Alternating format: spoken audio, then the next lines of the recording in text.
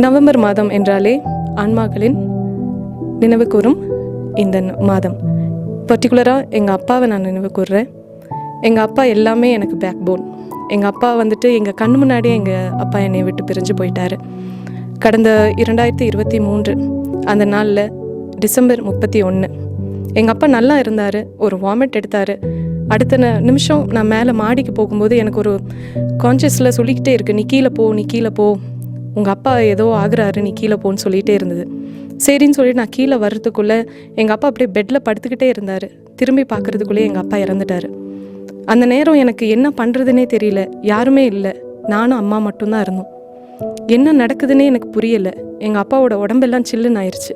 அந்த நிமிஷம் நான் என்ன பண்ணணும் அப்படின்றது எனக்கு சொல்லவே முடியல.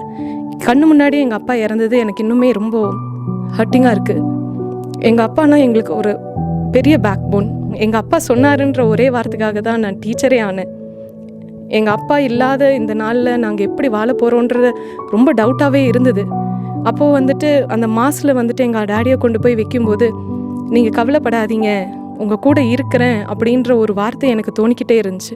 எங்கள் அப்பாவை அடக்கம் பண்ணும்போது கூட, ஏன் டேடி எங்களை விட்டுட்டு போனீங்க, எங்கள் கூட இருந்திருக்கலாம்ல, இன்னும் கொஞ்ச நாள் இருந்திருக்கலாமே அப்படின்னு.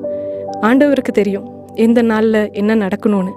ஆனால் அதுக்கப்புறம் எங்கள் டேடியோட ப்ரெசன்ஸ் ரொம்ப அதிகமாக இருந்துச்சு. எங்கள் டேடி எங்கள் கூடயே இருக்கிறாரு.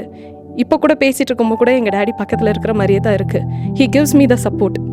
என்ன பண்ணாலும் நீ பண்ணு மகன், உனக்கு நான் தைரியமாக கூடயே இருக்கேன் அப்படின்ற ஒரு சப்போர்ட் எங்கள் அப்பா இருக்கார். என்ன பண்ணாலுமே நாங்கள் முன்னாடி போய் எங்கள் டேடி கிட்ட கேட்போம். இப்போவுமே அந்த ஃபோட்டோ பின்னாடி போய் நிற்கும்போது எங்கள் டேடி கிட்ட, என்ன நடக்குது டேடி, இது நான் பண்ணலாமா வேண்டாமா அப்படின்னு கேட்டுக்குவேன். அப்போ டேடி வந்துட்டு பண்ணு மகோ அப்படின்னு சொல்கிற மாதிரி எனக்கு தோணும். அப்போ நான் வந்துட்டு ஓகே, இதை நம்ம பண்ணலாம் அப்படின்னு சொல்லிட்டு இது பண்ணுவோம். அதே மாதிரி தான் குடும்பத்தில் இருக்கிற அத்தனை பேருமே எங்கள் டேடி மேலே ரொம்ப பாசமாக இருந்தாங்க. திடீர்னு அவரோட மறைவை எங்களால் ஏற்றுக்கவே முடியலை. அதுக்கு கொஞ்ச நாளுக்கு அப்புறம் எங்கள் டேடியோட ப்ரெசன்ஸ் எங்கள் கூடயே இருக்கும்போது எல்லாமே நான் வந்துட்டு பாசிட்டிவாக தான் நான் எடுத்துக்கிட்டேன். எதை பண்ணாலுமே எங்கள் டேடியோட சப்போர்ட் இருக்குது. அதே மாதிரி உங்கள் வீட்டில் யார் இருக்காங்களோ அவங்களோட ஃபோட்டோக்கு முன்னாடி நீங்கள் ஒரு 4 வார்த்தை பேசி பாருங்களேன், உங்களுக்கு அந்த அமைதி உங்களோட கண்டிப்பாக நீங்கள் ஃபீல் பண்ணுவீங்க. கண்டிப்பாக அவரோட ப்ரெசன்ஸ் இருக்கும். நம்ம எந்த மூலையில் போனாலுமே அவரோட துணை நம்மளுக்காக கண்டிப்பாக இருக்கும். அவரோட சப்போர்ட் நம்மளுக்காக இருக்கும். நீங்களும் அதை பண்ணுங்கள். அவருக்காக நீங்கள் என்ன வேணாலும் செய்யுங்க. நல்ல மாஸ் ஒப்பு கொடுங்க, நல்ல ஜபமாலை சொல்லுங்கள். அவருக்காக டெய்லி போய் அவரோட சிமெண்ட்ரியில் போய் நல்ல ஒரு ப்ரேயர் பண்ணுங்கள். கண்டிப்பாக அவரோட துணை நம்மளோட இருக்கும். இது மூலியமாக நம்ம நவம்பர் மாதத்தில் இறந்து போன அனைத்து ஆன்மாக்களுக்காகவும் குடும்பத்தில் உள்ள அனைத்து ஆன்மாக்களுக்காகவும் நீங்கள் பூசையை ஒப்பு கொடுங்க. அவங்களோட சிமெண்ட்ரியை போய் சந்திங்க. அவங்களுக்கு பிடிச்சது பிடிக்காதது எதாவாக இருந்தாலுமே மாசில் நீங்கள் ஒப்பு கொடுங்க. அதே மாதிரி ஜபமாலை அவருக்காக உங்கள் குடும்பத்தில் நடந்த ஒவ்வொரு ஆன்மாக்களுக்காகவும் நீங்கள் ஜபமாலை ஒப்பு கொடுங்க.